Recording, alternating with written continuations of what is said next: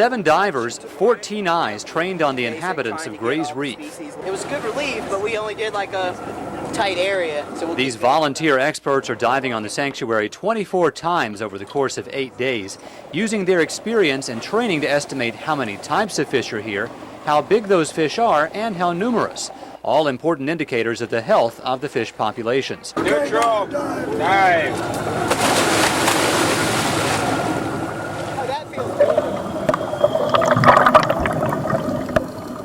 Divers use an underwater slate to record the fish and other animals they see.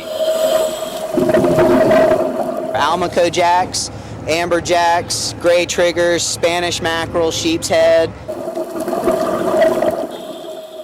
And a crude but effective measuring stick to estimate how big they are. 40 to 80 centimeters plus or minus. If you start to see the fish become smaller and smaller and smaller over the course of time, then that's an indication that there's a lot of overfishing and possibly just too much pressure on the animals in this area. This is the 3rd year Reef volunteers have offered their services at Gray's Reef, but the organization's members study fish populations all over the globe. The whole point of Reef is that you have all these divers, diving all around the world, so why not stick a slate in their hand so that they can do fish surveys? When people start learning about what it is that they're looking at when they dive, their dives become much more enjoyable and they make that connection with the resource. Instead of seeing a bunch of random fish swimming around, they know the names of what they're looking at and they know the behaviors and where they fit into the ecological picture.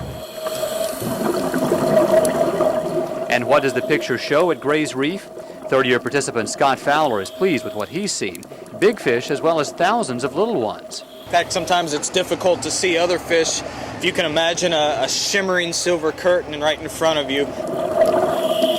As far as the species that are supposed to be here, quite abundant, and this is probably the best year so far.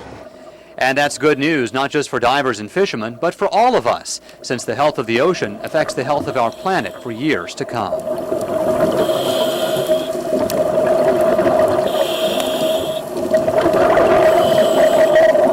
Michael Jordan, WSAV News 3.